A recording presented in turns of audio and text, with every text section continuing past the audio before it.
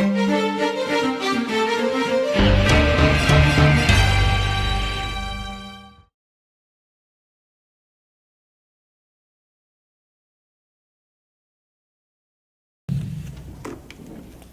gracias, Fernando. Te felicito por el estudio, es enorme. Pues sí, efectivamente se abre la mesa a preguntas y respuestas. Hola, buenas tardes, doctor. Muchas gracias por la conferencia y la presentación.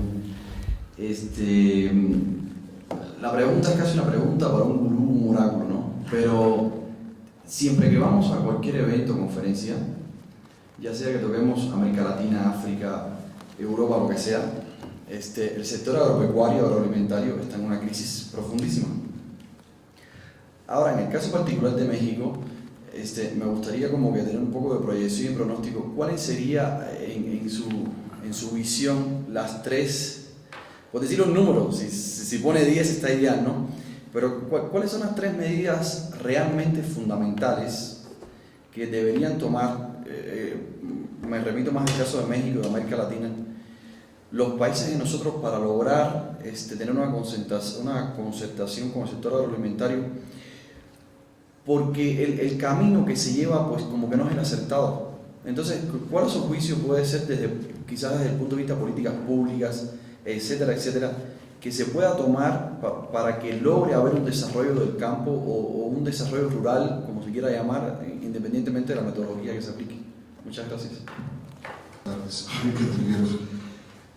A mí no me quedó muy claro algunas de las categorías que el estudio de donde el estudio partió. En particular decía el desarrollo como etapa, y esa etapa, a pesar de que se dijo que era a partir de una base agrícola y de un inicio de un proceso de transformación rural, no se especifica, ¿no? Y creo que ese es el común de los documentos del Banco Mundial.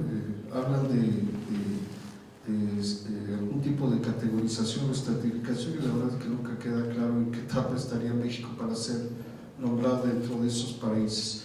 Una segunda pregunta es decir, a ver, Tequisquiapan, Hidalgo, Puebla y Veracruz, ¿no? O sea, y tenemos que el paisaje del país es una pobreza acentuada en más de 50 o 70 millones de pobres. ¿Por qué sería relevante un estudio así? O sea, ¿qué lo hace relevante? Primero, yo no sé cómo casar dos tipos de análisis que usted hace. La agricultura es una temática productiva y la pobreza es una temática social. ¿Por qué habría que juntarlas en un estudio? O sea, sobre todo cuando además utilizamos como fuente de información la encuesta en hogares. Los hogares no son productivos por definición, ¿no? Entonces, podría decirnos del patrimonio y sí de una pobreza, pero no podría decirnos de lo productivo. Además, de esos 423, solo 22 hogares tenían contratos de producción. Digo, hoy hay un montón de empresas, bueno, no solo un montón, hay un montón de unidades productivas en las regiones que muchas veces nos darían mejores indicadores de concentración como Pilgrim y todas las alimentarias, y no como ir a preguntarles a los hogares si tienen medios de producción o no. O sea, como que no entendí muy bien esa parte. Gracias. Buenas tardes, doctor. Me disculpo por haber llegado tarde. Quiero tomar su último slide para plantear mi pregunta. Habla usted de que la pequeña agricultura sigue siendo fundamental, pues ahí están las posibilidades de aumentar la productividad y el excedente agrícola. He tenido oportunidad de revisar algunos documentos que hablan de seguridad alimentaria, de la crisis no solamente que estamos viviendo, sino por venir. Y todos los documentos que he encontrado hacen alusión precisamente a eso, a que la solución está en la pequeña agricultura y no en el gran agricultor, ni siquiera en el mediano. Me parece que su estudio muestra de alguna forma ello. Lo que he encontrado, y mi pregunta va en el siguiente sentido, es que la FAO hace estudios donde plantea que una agricultura fundamentada no en no en una hidroponía como tal. Y por hidroponía no estoy hablando de estos grandes complejos automatizados donde controlamos humedad y temperatura y pH, sino donde atacamos directamente a un núcleo familiar y lo dotamos del conocimiento para poder hacer, cubrir no solamente sus necesidades básicas, sino inclusive hay estudios en donde se puede llevar al mercado formal el excedente. ¿Cuál es su opinión al respecto de este tipo de estudios y cuál es el porvenir de la política pública en México en ese sentido? Voy a empezar con algunas cosas de tratar de aclarar un poco el estudio. En principio el estudio buscaba ilustrar o mostrar la situación en que se encuentran varios países, yo diría, de África, ¿no? Por eso que está dirigido fundamentalmente a ciertos países de África. Y usar como contrapunto la situación que estaría ocurriendo en países que están en una etapa de desarrollo económico, no solo medido por el PIB per cápita, sino a niveles de educación, a niveles de infraestructura, a todos los niveles, en una situación mucho más avanzada. Y para tratar de ver si el camino que recorrieron estos países que están en una etapa avanzada, sería posible que lo recorrieran estos otros países que están en una etapa incipiente, que es el caso de los países agrícolas. Y esto parte de, como lo que decía, Banco Mundial hizo un estudio en el 2006, si mal no recuerdo, que estaba dedicado a la agricultura, como una forma de rescatar el mundo de lo rural por una parte y el mundo de la agricultura por otra. Y ese estudio es el que plantea que existirían países en 3 etapas o niveles de desarrollo. Países, cuando digo de base agrícola, ¿qué dice? Bueno, donde la población reside entre el 65 y 80% en el medio rural, primero. Y después, esta población, en términos mayoritarios, trabaja en la agricultura. Esos son los países de base rural, como son estos países típicos como Mali, Senegal, Kenia y Madagascar. Es decir, ahí la ruralidad y la agricultura siguen de la mano, ¿no? Y por lo tanto la producción agrícola es un problema fundamental para poder transitar hacia un modelo que supone transita en todos los países. Es decir, que hay mucha población viviendo en el medio rural y adscrita a la agricultura y que esa población sobra, porque los procesos de desarrollo deberían estar ligados fundamentalmente a la industrialización, a la urbanización, o sea, cómo ocurrió en los países centrales y está ocurriendo casi en sus etapas finales Nicaragua, México y Marruecos, ¿no? Por eso se usan estos países también como estas situaciones intermedias. Entonces, de ahí que vienen estos países en esa situación distinta. México final, ¿por qué? Porque el 78% vive en ciudades. Alrededor del 15% de la PEA activa solamente trabaja en la agricultura. Es decir, dejó de ser un país agrícola, ¿no? La proporción del sector agrícola al PIB nacional ha ido en descenso de manera importante y no depende para nada del sector de la agricultura. Entonces, esa es una situación y característica de México, como para decir, bueno, México ya transitó, ya pasó por estas etapas, está en su época final, ¿y qué tenemos como resultado? Uno de los resultados que tenemos es que sigue habiendo un sector muy pobre en el medio rural, que ese sector en el medio rural que sigue siendo muy pobre, hay uno importante que sigue teniendo actividad agropecuaria y que no logra salir de esa situación. O sea, que viene a decir que esta transición que se está dando no es exitosa de ningún lado, ¿no? Entonces, de ahí viene esta elección de los países en las etapas. Después, la encuesta de alguna manera se pensó dirigir no a los productores agrícolas, sino al medio rural. Es decir, interesa saber en todos los países qué hace la población que reside en pequeñas localidades, no necesariamente suponiendo que todas, o la gran mayoría, tiene actividades de tipo agropecuario, ya sea o como jornalero o como directamente productores, pensando en situaciones intermedias, entre comillas, caso de Nicaragua, caso de Marruecos, y casi finales, porque también se sabe de México, donde la población que vive en estas localidades no necesariamente tienen nada que ver con el sector primario, con el sector agrícola. Entonces, por eso hicieron a hogares rurales. Nosotros, de las 990 encuestas, encontramos 490 de hogares rurales que no tienen nada que ver con el medio de la producción agrícola. Ni tienen acceso a tierra, ni son jornaleros, sino que hacen otras actividades que son posibles desarrollar en el medio rural de estas pequeñas localidades.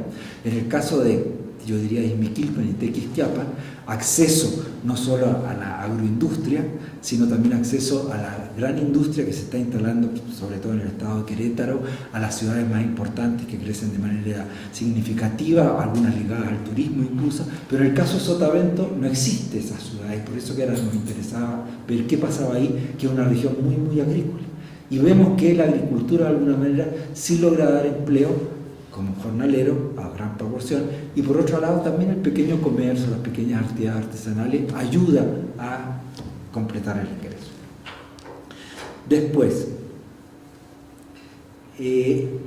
sigo con un poco con esta visión que tiene un poco FAO, o que del papel que pueda tener la pequeña agricultura. Yo diría que a nivel internacional ha habido fluctuaciones y hay posiciones relativamente distintas entre lo que pudiera ser el Banco Mundial, el Fondo Latinoamericano para el Desarrollo, de lo que es FAO. FAO siempre, por su naturaleza y su nacimiento y su posición, siempre ha tenido una idea de un mayor rescate de lo que puede ser la pequeña agricultura. Es decir, siempre ha considerado importante a los medianos y a los pequeños dentro de lo que es el proceso de desarrollo y el desarrollo de la agricultura. Y uno de esos, yo creo, planteamientos fundamentales que que realizó ya desde los años 70 en adelante, ¿no?, es esta de ir viendo lo que ahora se conoce como la seguridad alimentaria. Es decir, la seguridad alimentaria como un requisito como un derecho, incluso a nivel de los individuos de cada país, de tener esta seguridad. Pero eso es un discurso que va como pegado a los otros discursos, y por lo tanto pegado no significa que esté en el mismo nivel, sino que está en un nivel mucho más inferior. ¿Por qué? Porque para Banco Mundial, para estas organizaciones, es decir, hay una agricultura que es exitosa, que se tiene que integrar, que es donde hay que invertir, y la otra que no funciona. Y la que no funciona no tiene que ser un problema del Estado, sino de los propios productores. Y por lo tanto, por eso que se les ha dejado un poco a la deriva en términos de política pública. No hay una política pública para los pequeños productores de autosuficiencia, productores de maíz, salvo programas puntuales que no logran parar la situación, ¿no? ¿Y por qué? Porque el modelo que se adopta, es decir, nuestra seguridad alimentaria está en función de ¿qué? Que nosotros tenemos una producción capaz de vender al exterior, y por lo tanto tenemos suficiente capacidad económica para importar todo aquello que necesitamos. Es decir, México, del Tratado de Libre Comercio, no le importa mucho la seguridad alimentaria en términos de autoproducción. Por eso cada vez más aumenta la importación de alimentos. La exportación de que hace el sector agrícola fundamentalmente es de hortalizas, frutas, son de ciertos productos, no es producción de granos ni nada de eso, esa la tiene que importar, pero somos capaces de importarla gracias al petróleo, gracias a una economía que funciona muy bien, la exportación automotriz. Y entonces, ¿por qué nos tenemos que tratar de preocupar de nuestra seguridad si somos capaces de importarla? Ahora, eso evidentemente con las crisis consecutivas en términos del aumento de los precios internacionales de los granos ya está poniendo en entredicho que si esa política debería ser así, ¿no? Y en la actualidad yo te diría que hay un cambio, y supongo que este gobierno va a volver a mirar qué hacer en ese sentido. ¿Y qué hacer qué significa? Esto que está planteado no solo por la FAO, sino que aquí en México ya hay propuestas muy concretas, porque hay estudios que se hicieron por parte de Sederesa y de otras instituciones que tienen de Chapingo, de que muestran que precisamente la pequeña agricultura con tecnología de punta, que no quiere decir que sea la grande inversión de capital, es capaz de suplir la alimentación básica a un mucho menor costo que importarla. Pero eso significa un cambio de esquema de la política a nivel global, yo diría, no solo de la política agroeconómica, ¿no? Y esa sería una de las propuestas que se están haciendo en este momento a la Cámara y se van a discutir. No sé si se van a tomar o no. Ahora, en ese mismo sentido, ¿qué se desprende del estudio respecto a la pequeña agricultura? Es decir, hay que pensar que la pequeña agricultura todavía está dando sustento, no importante en términos económicos, pero sí importante en términos de población.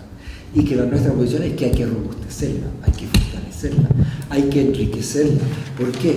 Porque esa producción de autoconsumo, en la medida que sea mayor, sí va a poder alimentar a esa población que produce, por un lado, y puede tener un excedente. Un excedente, evidentemente, que hay que olvidarse de que se va a integrar a la cadena maíz exportadora de trigo mundial. Digo, eso de la integración a nivel internacional no va a poder ser, porque ya los requisitos para esa integración no los poseen las condiciones productivas de estos productores. No pueden competir en ningún sentido, pero sí pueden proporcionar alimentos suficientes para sus familias o para sus regiones. Entonces, eso es lo que hay que fortalecer. Eso por un lado como política de desarrollo agrícola de la pequeña agricultura. ¿Favorecer con qué?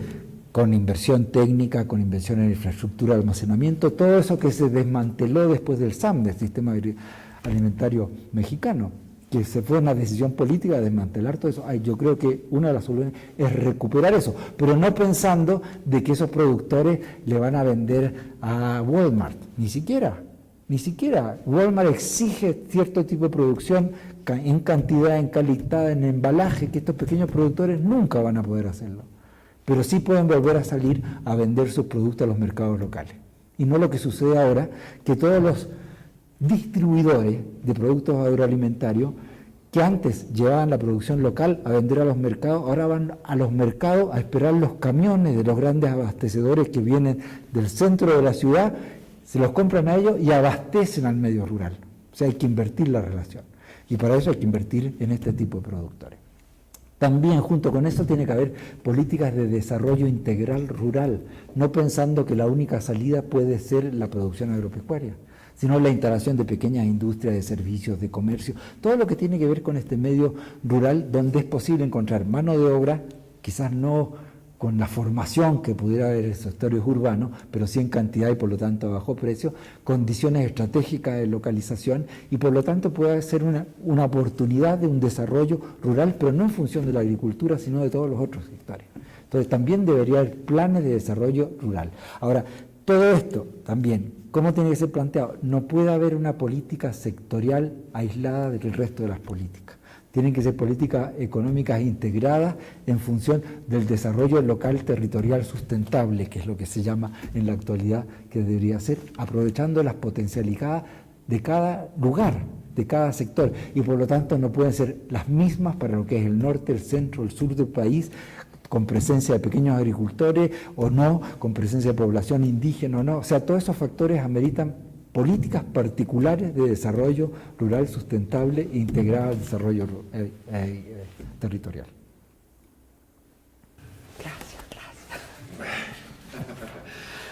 Bueno, pues les agradezco mucho toda su participación y los invitamos el próximo lunes, que tendremos a la doctora María Luisa Torregrosa, quien nos va a hablar de agua y sociedad, una agenda de investigación. Muchas gracias.